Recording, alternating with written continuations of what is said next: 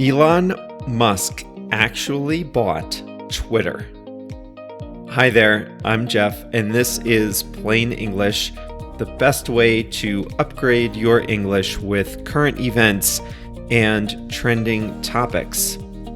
This is lesson 520, so you can find the full lesson at plainenglish.com/520. JR is the mastermind behind all that. He makes sure that you get all your lesson content on the website every Monday and Thursday. The bird is freed. He tweeted shortly after firing the CEO and other top executives. Elon Musk is the sole owner of Twitter, having completed one of the biggest private takeovers of a public company. This is a company he said he didn't want just weeks ago. Today's lesson is about how all that happened. You may remember we discussed this also in lesson 468, so you might want to review that one at plainenglish.com/468. The expression we'll discuss today is stand to gain or stand to lose, and we have a quote of the week. Let's get going.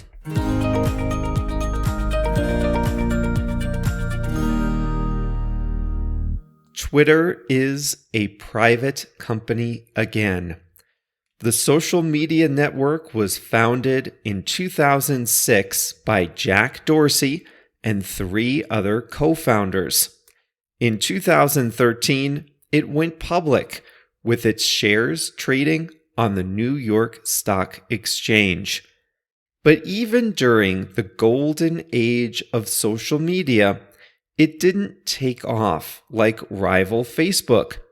Twitter is popular among politicians, journalists, and celebrities, but its product stagnated while other social networks innovated, and the company never found a winning formula to convert its popularity and influence into profits. Elon Musk is one of Twitter's most prolific users. He has over 100 million followers. Only Justin Bieber and Barack Obama have more. But Musk has also been a major critic of Twitter, the company, even as he was one of its power users, and even as he clearly loved the product. And then he inserted himself into the company in a big way. And today, at least as of when I'm recording this lesson, Elon Musk is the owner of the company. Here is how it happened. In April, Elon Musk disclosed that he, as an individual, had been buying up shares of Twitter, a public company. Little by little, he had accumulated almost 10% of the company. As a big shareholder, he was offered a seat on Twitter's board of directors. He accepted the offer. As a board member, he could help influence the direction of the company. Just days later, however, he changed his mind, saying he didn't want to influence Twitter at all. He then changed his mind yet again and decided to buy the whole rest of the company. He offered $54.20 per share. Take it or leave it. Musk claimed that Twitter was broken, had a lot of spam bots, tons of problems, and that he, Elon Musk, could fix it and make it worth a lot more in the future. Ordinarily, there would be a lot of financial modeling, advisors, consultants, bankers, spreadsheets, math, and hard-nosed negotiation involved in such an offer. In Musk's case, he appeared to have settled on the price on a whim. 3 of the 4 digits in his offer price of $54.20 per share, 3 of the 4 digits of that number are a marijuana joke. Musk waived due diligence, meaning he committed himself to the purchase without doing any kind of detailed analysis, without receiving any confidential information, without even, talking to management. This was highly strange.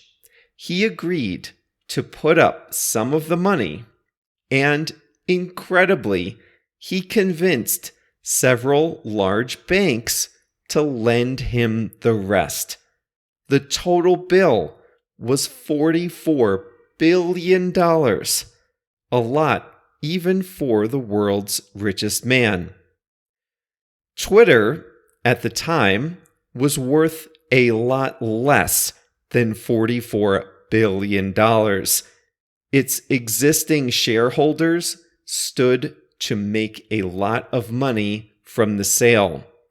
Twitter's management and the board had some serious reservations about Elon Musk, but the number was too good to pass up.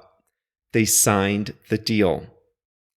Then, shortly after Musk's purchase agreement was signed, the stock market went down, and Musk's offer, instead of looking merely very high, now appeared extremely high, like foolishly, unreasonably high. Musk then started looking for a way to cancel the deal. He said that upon further analysis, he discovered that Twitter had way too many bots, and for that reason, he shouldn't have to buy the company. Never mind that only months before, bots were a reason he wanted to buy it. Now, the bots were a reason he couldn't buy it. This is the kind of brazen inconsistency that only the very rich and powerful can get away with. Twitter dug in its heels and took Musk to court, saying that Musk signed his agreement, waived any due diligence, and he had to close. If he was unhappy with the price, well, that was too bad. He signed his commitment. Musk, too, dug in his heels. He took every opportunity to criticize Twitter all summer long, trying to make the company look fraudulent so that he wouldn't be stuck with it. They went to court in Delaware, Twitter saying Musk had to buy the company like he agreed to, and Musk saying he didn't have to buy it since Twitter is all a fraud. In pre-trial motions, the judge appeared to be much more sympathetic to Twitter's case than to Musk's. A 5-day trial was scheduled for October 17th. All the facts in the case, plus the judge's history, plus the judge's pre-trial rulings, all pointed to Twitter winning and Musk losing. Then Musk blinked. On October 3rd, 2 weeks before the trial was to start, Musk said he wanted Twitter after all. Forget all that summertime complaining, all the bad-mouthing. The deal was back on. Twitter was better than ever, and he, Elon Musk, couldn't wait to take control. What's more, Musk said he would pay the full price, $44 billion, exactly like he offered. So he said to the judge, "Let's just go ahead and cancel the trial." The judge wasn't having it. The judge said, "Fine, I'll delay the October 17th trial." But, the judge said, Musk had only until October 28th at 5 o'clock p.m. Eastern Time to close on the deal. If there were any more tricks, any more games, any more gimmicks, any more excuses, then the trial would be scheduled. The judge showed herself to be someone who does not fool around. Her deadline and her demands were real. They were the realest thing in this whole unreal story. Everyone understood that if Musk didn't close by 5:01 on October 28th, then she would be steaming mad and she would schedule that trial. Musk set the wheels in motion. Still, there was a chance, however small, that something would go wrong. The deal depended on Musk's lenders actually lending him their part of the purchase price. There was some brief drama as people speculated whether the lenders would back out of their commitments, but their commitments were pretty tight. In the end, Musk closed the deal on Thursday, October 27th. This part, at least, was uncharacteristically drama-free. He officially requested the funds from the banks. The banks sent their part of the money. He sent his part. Twitter stock stopped trading. He took control on Thursday afternoon, a leisurely 24 hours before the court-imposed deadline. He fired the top 3 executives in the first few hours, something that was entirely expected. Then, days later, he tried to deny them their contractual severance agreements, something that was not expected but perhaps should have been. Rank and file Twitter employees didn't appear happy. Musk had, after all, threatened to fire 75% of the company, though in the end, he only actually fired about 50% of them. Regulators in the European Union clarified that Twitter would have to follow EU laws on content moderation. Advertisers, too, were worried about what a Musk-led Twitter might look like. Musk has famously said that Twitter should be as open as possible, meaning that it should have less content moderation. But advertisers, and advertisers pay the bills, they like content moderation. No brand wants their ads posted alongside inflammatory, controversial, racist, violent, or sexual content. Musk, speaking almost like a responsible executive, said that he wouldn't let Twitter become a free-for-all hellscape. His words.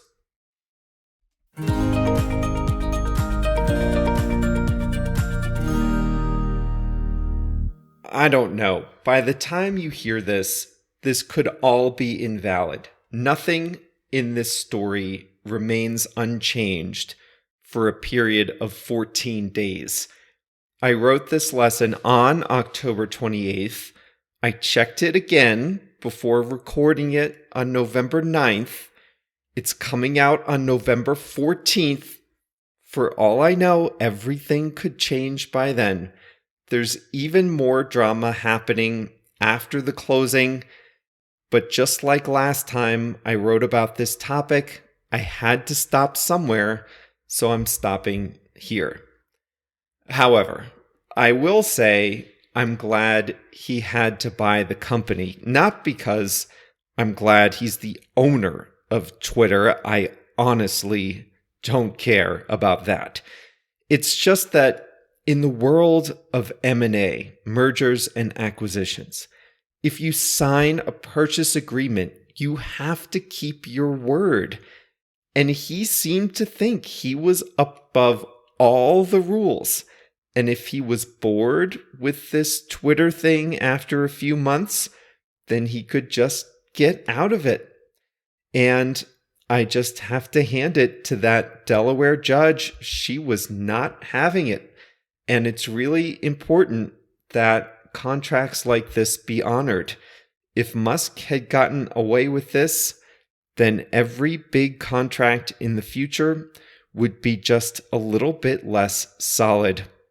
So if you're a Twitter user, brace yourself for some changes. Something tells me this will not be the last time you hear from me on this topic.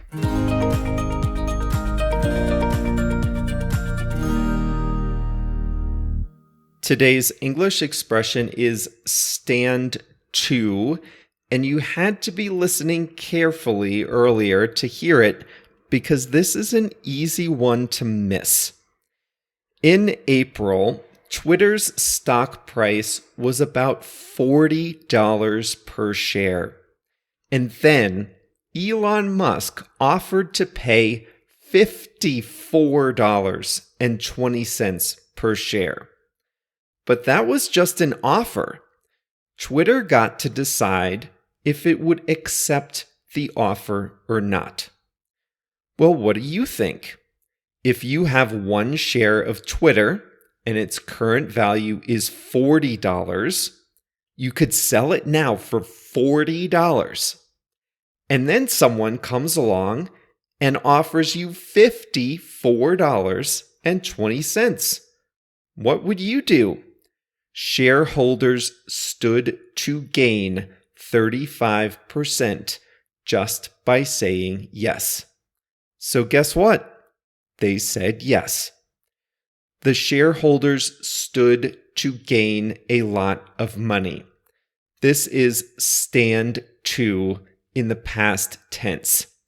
If you stand to gain, or if you stand to win, then you are expected to gain or win from some type of event or situation. If you stand to lose, then you are expected to lose from an event or a situation. When I say expected, I mean there is a high probability of winning or losing. Twitter's shareholders stood to gain from accepting Musk's offer.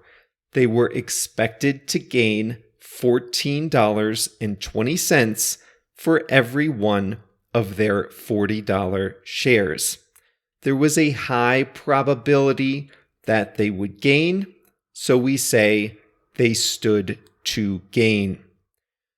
We typically use stand to with only a few words.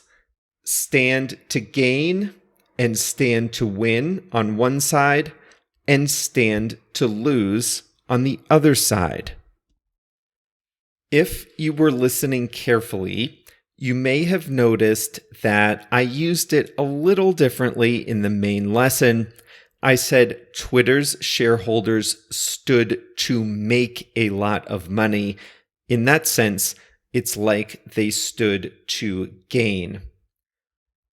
So, are you going back to the movies? In some ways, many of you are. Big budget releases like Top Gun Maverick and Jurassic World Dominion brought people out to the theaters. But non-blockbuster movies are having a harder time, even with star power. I saw an article that says the movie Amsterdam stands to lose $100 million. That means the movie is expected to lose $100 million. Promoters were hoping for a big first weekend, but it wasn't as big as they thought. And now, after doing the projections, they believe the movie will lose money, meaning that it cost more to produce than it will make in profits from theaters. The movie stands to lose $100 million. The movie is expected to lose $100 million. The World Cup is going on now or soon in Qatar. Do you remember our discussion about a super league in Europe? It would take the very best teams from the individual country leagues and put them together in one continent-wide super league. The idea is not popular with fans, but it's still not dead. There's still talk of a super league. So who stands to gain and who stands to lose from a league like that? Teams that would be excluded, they stand to lose. Think about Newcastle, for example. They're in the English Premier League. They wouldn't have the opportunity to play against Manchester United. And the English Premier League as a whole would lose their biggest team. So all teams in the league would lose money and publicity. So teams remaining in country leagues, they stand to lose. The owners of the big teams stand to win.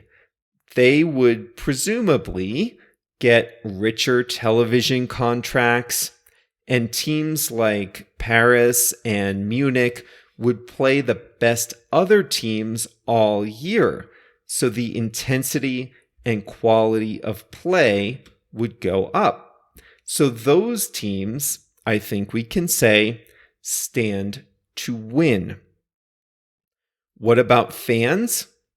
Some would like it, some would not like it, but I don't think there's a high likelihood either way. So I wouldn't use stand to with fans because I don't think we know whether fans in general would be better or worse after this is done, if it is done.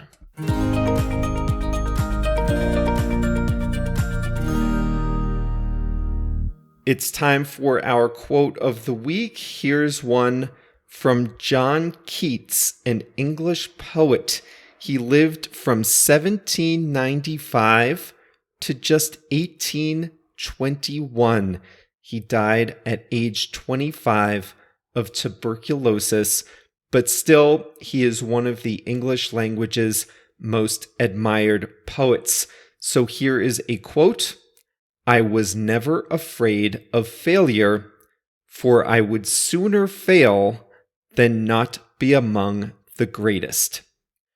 I would sooner fail means I would rather fail than not be among the greatest.